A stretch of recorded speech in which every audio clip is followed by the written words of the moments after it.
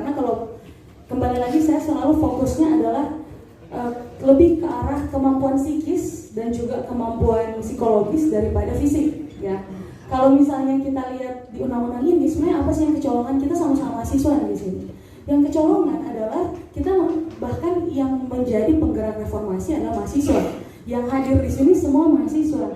Tetapi calon presidennya sebenarnya diizinkan bukan dari mahasiswa, bahkan yang belum pernah merasakan jadi mahasiswa. Tunggu. Oh, maksudnya lulus SMA boleh. Benar. Jadi kalau kita lihat dari segi kualitas, orang bicara urusan fisik, ada yang umur 16 tahun badannya segede gaban, ada yang umur 58 tahun udah benar-benar kelihatannya masih kecil, masih terlihat muda, masih terlihat mungkin nggak ada wibawanya. Kalau cuma urusan gagah-gagahan secara usia, saya rasa nggak terlalu pengaruh ya di saya. Tetapi yang kembali lagi, gimana kalau nanti abang-abang dari BEM ya, abang-abang dari teman-teman juga dari organisasi mahasiswa, senat dan lain sebagainya berdemonstrasi kepada presiden yang belum pernah jadi mahasiswa. Gimana perasaan kalian dan gimana kira-kira dia menanggapinya? Capres dan cawapres kita yang nantinya pasti akan menguntungkan buat generasi kita juga. Pernah menjadi cukup sangat maju di 2004 kita pernah punya 5 calon. Dan memang konstitusi kita itu mendesain sebenarnya ini adalah 2 putaran supaya banyak dulu pilihan yang ada di atas meja itu, seperti menunya banyak, kemudian rakyat memilih. Tapi kalau dipaksa ada pemilihan elit terlebih dahulu, pemilihan elitnya ini apakah tadi oleh elit politik atau elit partai politik atau karena memang undang-undang dasar kita dipilih atau ditentukan oleh partai politik. Saya kira itu cukup fair. Tetapi pembatasannya ini yang tidak fair. Ini yang membuat kemudian sangat terbatas. Kita tidak mempunyai calon-calon terbaik anak bangsa. Dan saya kira ini terkait dengan tadi tema yang kedua tentang usia. Calon-calon terbaik itu bisa tidak mendapatkan tiket. Calon-calon yang terbaik itu bisa disisihkan karena bisa dianggap tidak sejalan dengan kepentingan-kepentingan yang lebih besar. Jadi sejak awal ini sudah ada babak penyisihan. Babak penyisihannya itu adalah dipatok misalnya hanya 2 paket atau 3 paket, padahal bisa lebih banyak lagi. Jadi kalau kita berbicara kapasitas dan kemampuan untuk mengambil keputusan dan dianggap cakap secara aturan, sebenarnya dari umur 21 tahun. Dan kalau mau dibilang kondisi sekarang berdasarkan Undang-Undang Nomor 17 Tahun 2009 kepemudaan, ya berarti sekarang Indonesia tidak memberikan kesempatan untuk pemuda jadi presiden. Karena definisi pemuda 16 sampai 30. 40 tahun itu dianggap sudah bukan pemuda. Tapi kalau misalnya kita balik lagi, sebenarnya ya harus diakui sekarang Indonesia sudah tahu jelas bahwa sebenarnya yang dianggap cakap dan segala tindakan hukumnya sudah dianggap dapat dipertanggungjawabkan adalah mereka yang berusia di atas 21 tahun.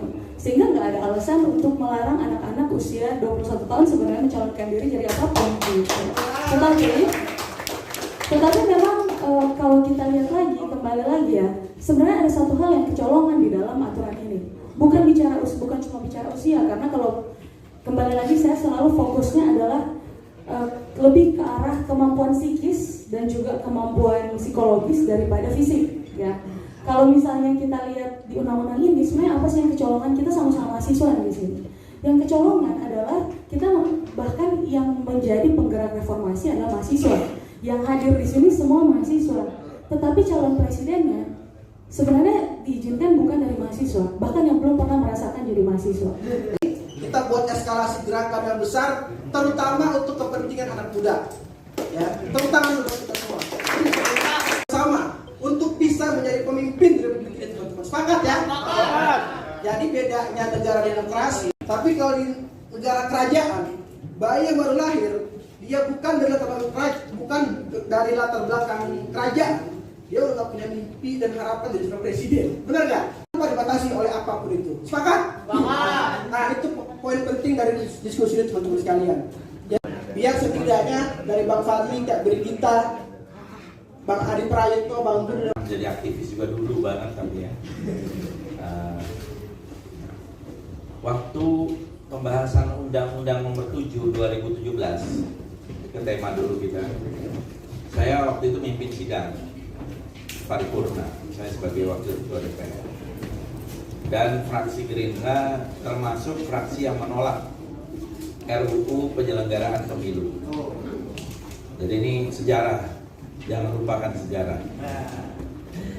Jadi itu kira-kira 5 tahun yang lalu lewat, saya memimpin sidang paripurna RUU penyelenggaraan pemilu. Fraksi Gerindra keluar, walk out bersama kalau tidak salah 3 fraksi lain. Saya mimpin sidang, saya serahkan palu sidang pada ketua DPR, yaitu Pak Setia Novanto. Dan 3 dari 5 pimpinan DPR juga walk out waktu itu.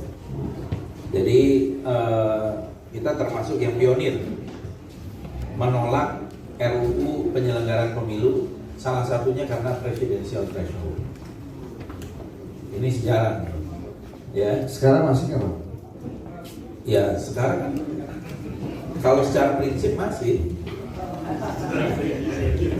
karena presidensial threshold itu selalu saya mengatakan dari dulu, inilah sebenarnya saudara-saudara yang harusnya menggugat. Membuat demokrasi kita ini menjadi sangat sempit dan sangat prosedural dan mudah di-capture oleh oligarki. Presiden itu kan harusnya rakyat, tapi ini ada semacam pemilihan di pembatasan dulu oleh elit. Apakah elit partai politik atau elit-elit kepentingan lain yang disebut sebagai oligarki. Mereka lah yang menempatkan siapa yang akan beradu di gelanggang kandidat-kandidatnya ini. Hanya 2 calon misalnya, atau 3 calon, karena presidential threshold. Padahal kita